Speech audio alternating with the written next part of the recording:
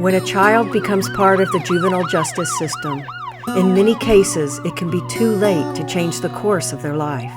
They can become depressed, not caring about themselves, their family, or their community. Many become parents while still kids themselves, and the cycle continues from one generation to the next. Director of Juvenile Court Service in Warren County, Tennessee, Barry Dishman, decided to investigate the cause of this problem. We would have the same grouping of children present in court, come to the podium. You could barely see their head over the podium, they were so young. And I would start having a conversation with them. Well, why did you do this? They wouldn't have anything to say. Very often, if a parent has been incarcerated and gone into the prison system, this puts the children and the family at risk to also getting in trouble with the law. And sometimes you see whole generations of families, one after another, entering the judicial system and going into jail or prison. So it can become a kind of a vicious cycle.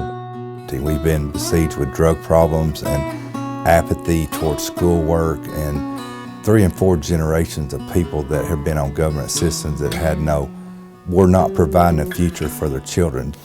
You know, we have a birthing tree out here that's just absolutely enormous and has been there for hundreds of years. And you think about the strength of that tree. And then if you'll take a moment to consider the roots of that tree, it's spread out all around that little area. So conversely, if you raise your children up in a box this size, they're not going to develop the root system that they need to expand into the possibility of the best individual that they can be, because they're confined to how they're allowed to grow. They're just in the local housing authority or assisted living. So they don't have the opportunity for expansion, I think, that most children do. We just decided to do something. You know, if they didn't have anything that they were involved in, we decided to do something. And so what did we do? Well, let's just get them together as a group. We'll have some sandwiches, some drinks or whatever. And we started out actually just meeting at Riverfront Park and playing volleyball. It was free, didn't require a lot of equipment. And then we just talked with them, you know, and we would play till they were tired. And as we were sitting around, we just started developing relationships. This was the beginning of Kids of the Community, an outreach program for at-risk children that offers an extended family, new friends, organized activities, meals, homework help, and the guidance needed to help the children create better lives for themselves. Without this place, I would probably be struggling, living with other people and having be in a lot of trouble, just financially and trouble. Because this place gives me somewhere to go to distract my mind and to keep me on the right path of where I want to do and what I want to be when I get older. I started here when I was 5, but I was practically here when I was little, like a baby, because my older brother and sister wasn't here, so I was always here with them. It was a great thing for me when I was little, because me being around all these kids, they were really active and everything. It's helped me get out of my comfort zone. It helped me a lot become the person I am today. As Kids of the Community grew, its goal was to turn detention into prevention. It began to focus on the needs of each child, many of whom live below the poverty line and are missing many of the basic essentials. You know, we're a small town. One of the first big events that we done, we were thinking about, we were going to actually ready to branch out, you know, and start doing more. And so it was the Warren County A&L Fair. You know, who doesn't like the fair? So we decided we'd take several. So we went to just area businessmen and had them to sponsor a child for $25 that would get them, you know, fed and cotton candy and things of that nature. And I think that's really where I truly didn't understand, again, their need.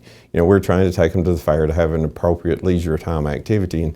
And back in those days, we got $5 a piece for them to spend on fair games.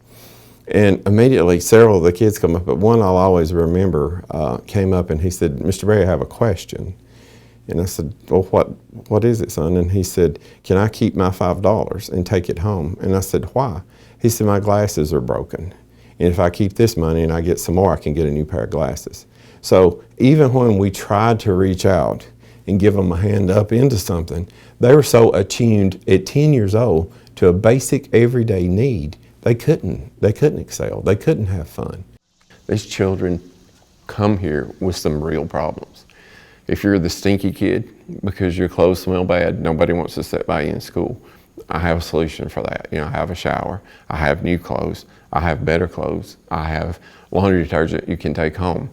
I have sponsors that will give you towels and washcloths, and we do a family basket at the end of the year just so that the kids will have access to laundry detergent and things of that nature. So we just do what a family does. We do care about them, we do love them, and if you think about it, it's just simple. We feed them, we clothe them, we love them, we teach them, so we're their family. And they know it's forever. Accepting everyone, no matter what you are, how you are, if you're damaged, if you're not damaged. We don't care how other people think. When you come to our home, we love you as our own children. Some of these kids that's been here for a long time, they know unequivocally that they are loved here and that needs will be met here. And if they need a friend, we're going to listen. We're all a family here. We all kind of rely on each other and we're accountable to each other. So the counselors and the staff and all of the children, you know, they have a chance at doing something that's bigger than themselves, you know, just kind of growing as a community and just having, like I said, like a safe place for them to come and just learn and grow. We talk to them about everything. Relationships, what's appropriate to say, manners, promptness is a big thing. I pledge allegiance to the flag of the United States of America and to the... They have learned respect. They've learned being honest and hardworking, and they've learned so much, and so many people are genuinely helping them, and they recognize that. They learn team building, they learn life skills, they just learn stuff that's going to make them a more productive employee, a more productive mom, a more productive dad. You know, we talk a lot about families, and you know, if you don't like your particular situation as far as you don't like your dad, be a better one. You know, if you're blessed with children, if you don't like how mom handles things, think about that. What's mom doing wrong? What could I improve on once I get old enough to be a mom? And just really, that's, I think our vision here is just to try to make better people, just a day at a time. Help each other. Help each other. Show respect. Show respect. When we started, basically within 2 or 3 months, we were doing tutoring.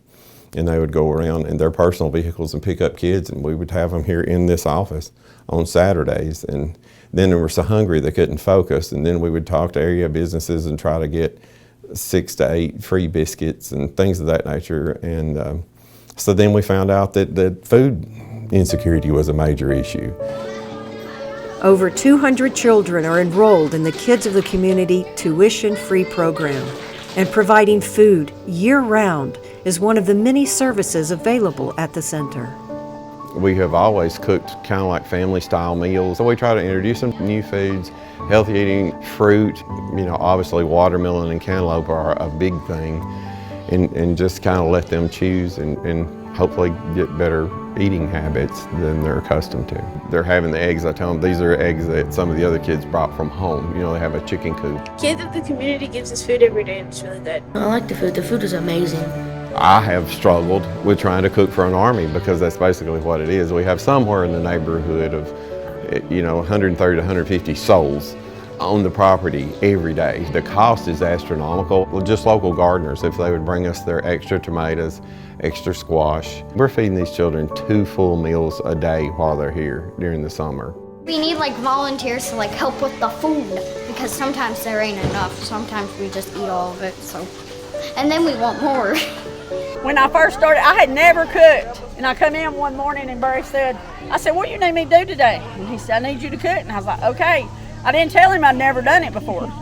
And you've got this many kids to cook for, but I had watched the ladies and helped out in the kitchen. So I went to work and I said, is this all right? Well, yeah, why? I said, I've never done nothing like this before. And so as the kids were going through line and I was serving them, I go, remember, Miss Goof cooked with lots and lots of love this morning. And lots of love is served up every day. Many of the children who come to Kids of the Community have difficulty reading, which is why there is a special emphasis on reading activities. We want you to be able to read. We want you to be able to do math. We want you to be able to write a story. During the school year, Kids of the Community offers homework help and insight into career choices. When we do homework help, we try to do it individually. We have so many ranges because we may have from a 5-year-old to a 17-year-old. So that's why I try to bring in volunteers so that they get that one-to-one. It's not just about doing the homework. It's with a positive person that's a little older than them or maybe a lot older than them. Whatever they need, we're going to try to provide. I had no clue what I wanted to be. And then we've had people come here and talk to us about what they've done. That's what got me thinking about what I want to do. I want to go and enlist into the United States Army and become an animal care specialist. I want to go to college to become a veterinarian and then open my own practice and help as many animals as I can. That's what I want to do. And this place helped me realize that. Davey, look at my fish! Did you catch that? Throughout the year, Kids of the Community offers a wide range of activities from adventures to learning experiences. This is a millipede. They can hurt you. Yes, yeah. Wilderness Explore exposes the children to the great outdoors with fishing, hiking, kayaking, and swimming. These adventures often happen at Rock Island State Park, where rangers present lessons on science and ecology. This 3-prong is very different. Other activities offered at Kids of the Community include Master Chef, where children learn to cook, Mad Scientist, where they experiment with science projects, Future Designer, where they learn to make clothes, draw, and paint. Move It is a program that keeps the children active with music and dance. And everyone's favorite games, Gaga and Nukem. Service Mondays help instill a sense of community with an emphasis on projects that teach the spirit of volunteering and helping others. So we've cleaned up trash pretty much all over the entire county. We go to nursing homes. They bring little art that they've made for them or play bingo, do things, paint nails. We've also, taken them on field trips. We try to expand their horizons right outside of just this county. Try to show them that there is more to the world. And so we've taken them, to do things in Nashville. We went to the Country Music Hall of Fame last year. Every time I wake up, I just like that out of my bed, ready to go. With children constantly outgrowing their clothes and shoes, Kids of the Community started a community room that accepts donations and offers the kids and their parents access to whatever they need for school or work. Several times a month, the family can come in and they can pick out anything they want that they can use, because people bring in household items, utensils, and things that the family might be able to use in the home, bedding, and just anything they can use, they're free to take. We have 2 freezers there, and then we have some chicken or beef, cheese, whatever we can get from Second Harvest, they're free to take. One wall full of, normally it's full of canned goods, so it's just a bonus for the families. We have a lot of organizations in the community that usually help us. Rotary, Breakfast and Noon Rotary here in McMinnville does a lot for us. Dr. Pepper has done a lot for us over the years. Oster was a big supporter of ours for a really long time. I've been a member of McMinnville Breakfast Rotary Club for many years. When I was president of the club, we had the honor of donating a brand new Ford van to Kids of the Community that's still in use today. Through a piece of real estate that we foreclosed, and we got a realtor involved, and she had a vision of us giving that to Kids Community. And now they have a nicer facility to meet in. They've got a lot of room for storage, and then they've been able to acquire additional land over the years, and it's just led to a beautiful situation where the banks got involved, and we see what someone's vision has turned into. Kids of the Community works, and we can talk about statistics all day long, but we know it works because the kids that are involved in Kids of the Community, you don't see them in juvenile court. They're making a positive impact in Warren County through service projects, helping others in the community. They're learning great things. Some of the kids that would get in trouble a lot actually behave so much better and I'm very proud of them. So me and my mom really never got along. We wouldn't go and do anything together because we were always arguing. But then after I started coming here, my attitude started getting better. So as it got better, I got to do a lot more with my mom and go places. We didn't try to do everything for them by any means, but we just tried to a step at a time, build a much more resilient child, wherein they would be a more responsible adult later in life. I lived in the projects here in McMinnville. I lived on Hamilton Street. I stayed in the kids community until I was 18, the oldest you can stay in. And of course, I am one of the kids that did make it out. And with their help, I was able to accomplish so much. Like now I work at Amazon, been at Amazon for 10 years. So I just bought my own house and all this in my early 30s. So it's been a blessing for everything that they have done for me. Got a kid that's mother was a drug addict. Come to homework help all the time because he wanted to do well in school and knew he wouldn't. I ran into him about 3 months ago at Big Lots, and he couldn't. He hollered at me and said, Miss Christie, and he hugged me and he said, guess what? And I said, what? He said, you know, you had those teachers help me get to Auto Diesel College. He said, I'd been driving for somebody else. He said, I've saved my money and I bought my first 18-wheeler and I'm going out on my own. That's the passion that the people involved, they see these kids grow exponentially on a daily basis. They get excited about their schoolwork, where before they were just trying to get by. Now they're excited about their grades, they want to show them to people, they want to succeed, and that's going to stay within that kid's heart for the rest of their life. This is like an ongoing program, you know, it's not a one-time thing. We've run the summer program for 13 summers, the Kids in the Community program for 25 years, you know, so this isn't just a one-time deal or even just like a week-long thing, you know, this is every year, all year. We're doing stuff with the kids all year long to try to, you know, make their lives better. So we just constantly are in need of funds. You know, it's great if somebody gives us a one-time donation, but, you know, those people that keep showing up month after month, year after year, it's really been amazing and a blessing for what they've done for us. The things that we need are your time.